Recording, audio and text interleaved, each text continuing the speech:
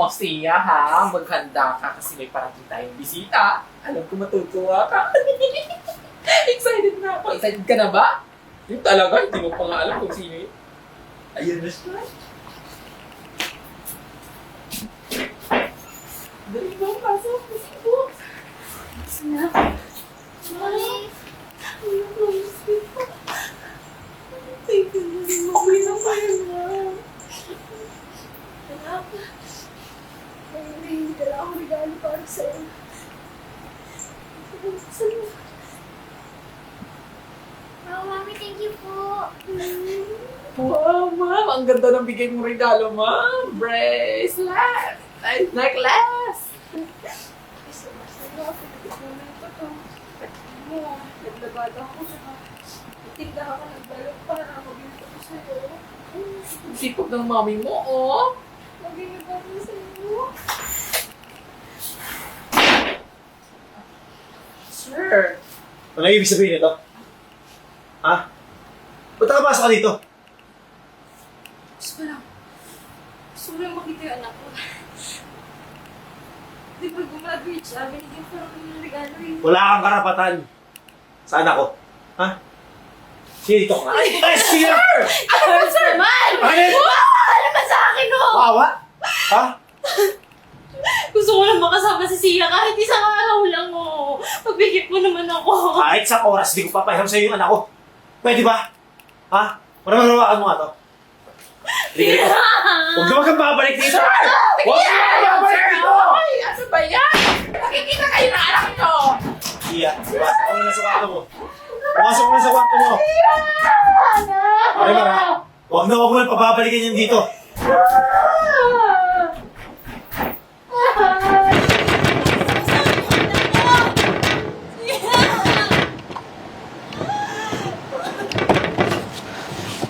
Ma'am!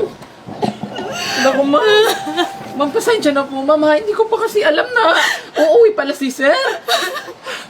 Pero ma'am, tahan na po kasi gagawa na lang po ako ng ulit ng paraan, ma'am, para mapuntahan niyo si Sia. Tsaka gagawin ko po, ma'am, na para po ulit magkasama kayo. Ako po mismo yung gagawa ng paraan. Tsaka ma'am, may contact number man naman po ako sa inyo eh. Tatawagan ko na lang po kayo, promise po, pangako po. Sumangilan ako. Ma'am, pasensya na po talaga ngayon. Nakandito kasi si Sir eh. Siguro ma'am, mas mabuti po. Umalis po muna kayo. Basta ma'am, gagawa po talaga ulit ako ng iba pong paraan po. Sige po. Baka mamaya bumalik pa si Sir.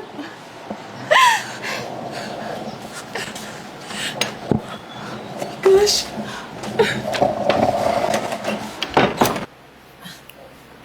Zia, mamamalengke ako mamaya. Bibili ako ng mga groceries natin.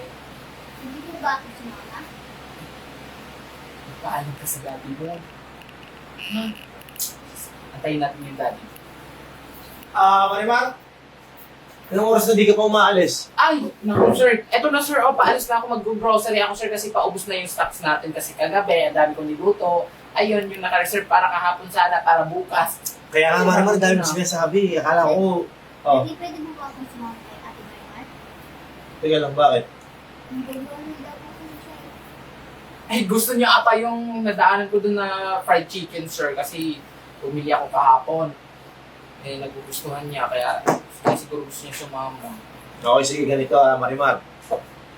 Binabalaan na kita, ha? Opo sir. Huwag mo itong ilalapit dun sa babaeng mahirap, ha? Anak, please lang. Huwag mo na ilapit yung sarili mo dun sa nanay mo. Walang magandang may bibigay sa iyo yun. Ha? O siya, mag-iingat kayo, ha? Marimar, yung billing ko, ha? Opo sir. Ako po bahala sir. Sige na. Alis na kami sir ha. Bilisan nyo, ha? Ayaw na ayaw kung malilate kayo, ha? Sige sir. Alis na kami sir ha. Sige. Sige sir. Sige na.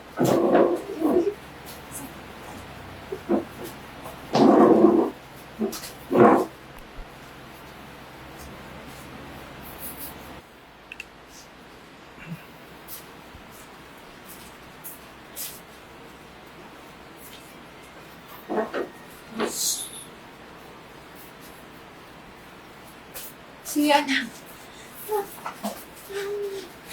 Marimar, thank you ah. Ano ka ba, ma'am? Alam mo naman, di ba, nagagawin ko lahat para lang matulungan ka makita mo yung anak mo. Naku ka. May gusto mo bang kainin? Orderin mo lahat ng gusto mo, ha? Ang bahala. Sige na mo. Ako, ma'am. Buti na lang talaga nakatsyempo ako. Tempo ba? Ha?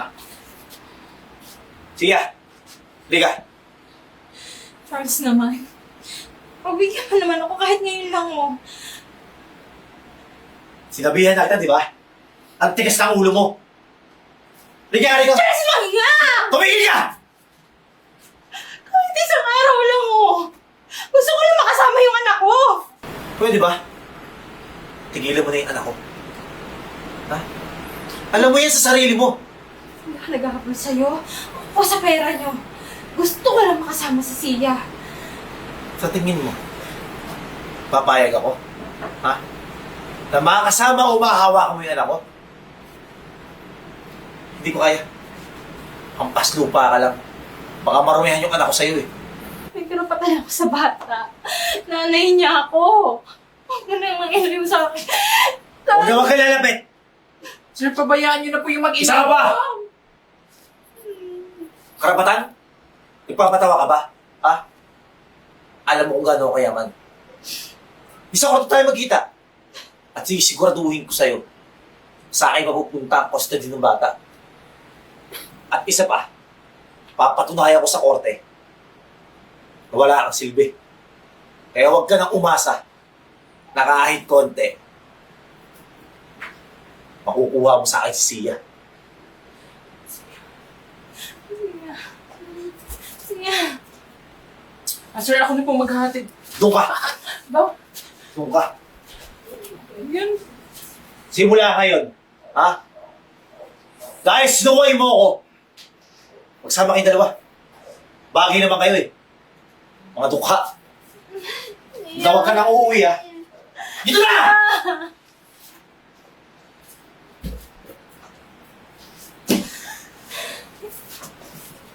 Ma'am.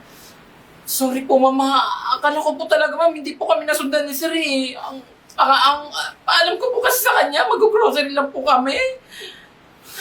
Marimar. Wala na. Hindi ko na makakasama yung anak. Wala ko ng trabaho na dahil sa akin. Ma'am, ayos lang po kasi marami pa naman po pwedeng applyin dyan, ma'am. Ang iniisip ko po yung sa inyo po ni Sia. Kasi may karapatan ka po sa kanya. Sorry po, ma'am, wala po ako iba magagawa. Wala akong laban dun eh. Kasuhan niya ako. Sir? Ano pong ginagawa niyo dito, sir? Sa'yo? Excuse me, ako nga pala yung tatay ni Charles. Alam ko hindi tama yung ginagawa ng anak ko eh. Kaya mo, tutulungan kita. Tutulungan kita mabawi yung anak mo. Talaga po.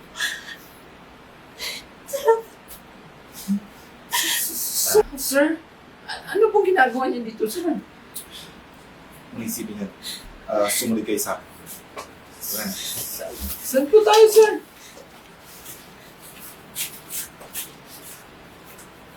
Higa ito!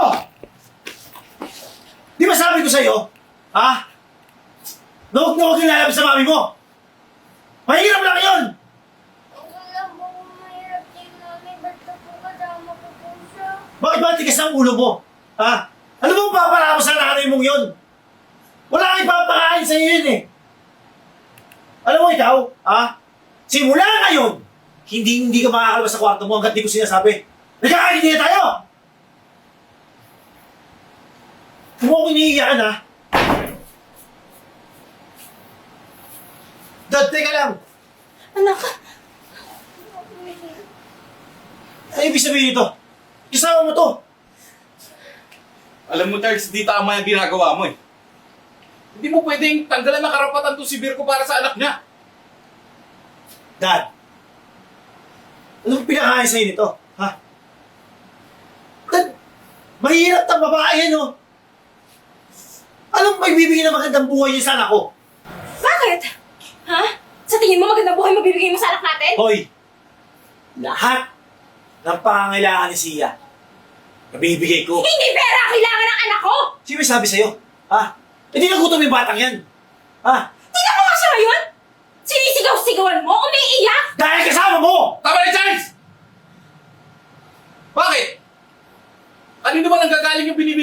nagsisisi ah. Di ba sa akin? Kung di dahil sa akin, Charles, mahirap ka rin.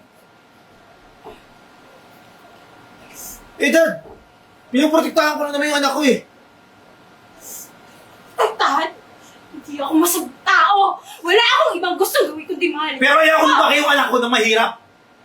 Ha? Ano? Ano gusto mong mangyari sa anak ko? Maging ugaling squatter? Sa ating dalawa, sino yung ugaling squatter, ha? Ha? Huwag mo idamay yung mga squatter dito! Alam mo tayo ba sinasabi? dito? Umalis ka natin sa pamahay na to? Ha? Dahil di ka na babagay dito. Tumigil ka na! Attorney! Dad, teka na. Ano ibig sabihin nito? At siya ba kasama itong baklang to, ha? Pinalayas na kita, di ba? Attorney! Pakibago mo lahat ng dokumento. Gusto ko lahat ng natatanggap ni Charles mula sa akin ay malipat kay Virgo. Dad, teka lang. Bakit nililipat sa kanya? Attorney, huwag na akong gagawin yan, ha? May karapatan ako. Dahil pera ko lahat ng yan. Ako ang mamimili kung kanino mapupunta. Tsaka, ang gusto ko, lahat ng pera ko mapupunta sa apo ko. At habang wala pa siya sa hustong gulang, si Virgo muna ang mamamahala ng lahat ng to. Dad, paano ako? Paano Diba? ka? Eh di humingi ka kay Virgo. Sige na, attorney. Pakiayos mo na yung mga dokumento. Sige po, sir. Dad, Ewan ko na kayo.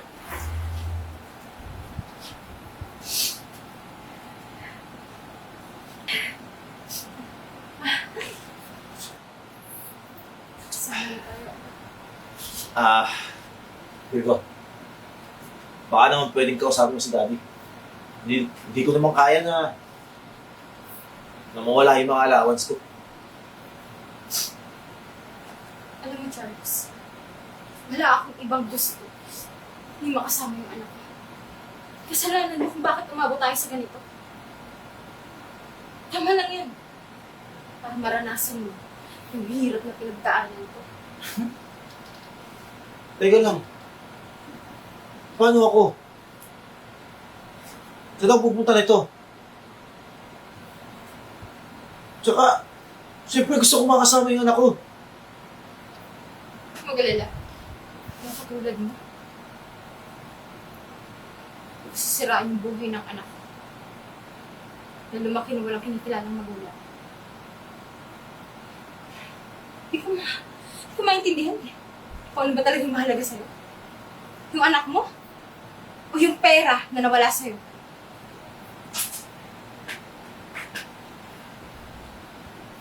Okay, sige. Naging matang ako. Aamin ko sa'yo.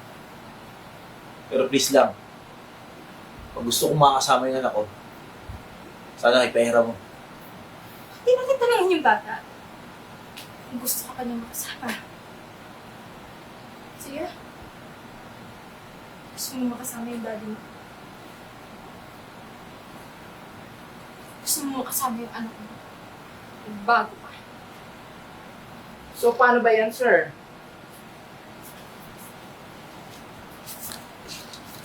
Nakapag-desisyon na ang Korte Suprema na hindi sasama sa iyo mismo yung anak mo. Teka nga. Bakit nandito ko ba? Pinilayas na kita. Akala mo ba, sir? Ganun lang kadali-dali na mapaalis o maibig ako sa bahay na to? Hindi, sir. Kasi marami ka pang hindi nalalaman tungkol sa amin ng ama mo. Lalong-lalo sa ina mo. Alam mo, sir? Sayang eh. Kasi magkakaroon ka na sana ng stepmom na maganda, na sobra sa alindog na kamangha-mangha ang kagandahan. At magiging future stepmom mo, walang iba kundi ako. Huh? Kasi may relasyon kami ng daddy mong si Marlon. Freeze!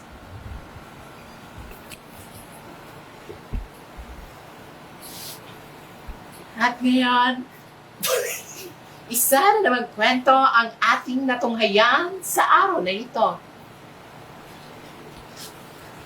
Kwentong kapupulutan ng aral at kapanapanabik. Kagila-gilalas. Kamangha-mangha. Maraming aral ang napupulot sa kwento o storyang inyong napapanood ngayon. At alam niyo ba kung anong aral ang napulot natin sa storyang ito? Dapat ugaliin po natin na magpaalam bago po tayo umalis. Alam dito, nagpapasundo. Nang sa ganon, nararamdaman ko na sasapakin ako ng unan ni Ate Virgo.